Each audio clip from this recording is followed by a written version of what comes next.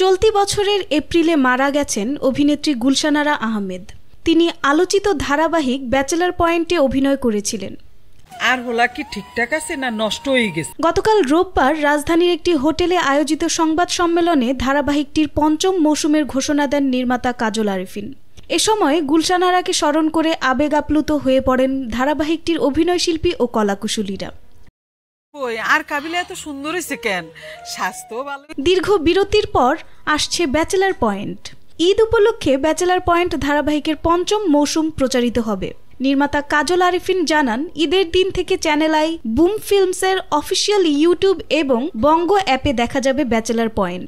এদিকে গুলশান আরাকে স্মরণ করে ব্যাচেলর পয়েন্ট টিমের অভিনয়শিল্পী ও কলাকুশলীরা এসেছিলেন কালো শাড়ি আর কালো পাঞ্জাবি পরে। দীর্ঘ বিরতির পর নতুন মৌসুম নিয়ে ফেরাটা আনন্দের হলেও গুলশান আরাকে মিস করবেন তারা। সিরিজটিতে তিনি অভিনয় করেন কাবিলার মা পলি চেয়ারম্যানের চরিত্রে। এছাড়া তিনি অভিনয় করেছেন হৃদয়ের কথা, ডাক্তার বাড়ি, ভালোবাসা আজকাল, লাল শাড়ি সহ আরও বেশ কিছু চলচ্চিত্রে। ৫ম মৌসুম নিয়ে কাজল আরিফিন বলেন, দেশ বিদেশে যেখানেই যাই দর্শকেরা সবার আগে জিজ্ঞাসা করেন ব্যাচেলর পয়েন্ট নতুন সিজন কবে আসবে। দর্শকদের জন্যই কাজ করি, তাদের চাওয়াতেই ২৬ মাস পর নতুন সিজন নিয়ে আসছি।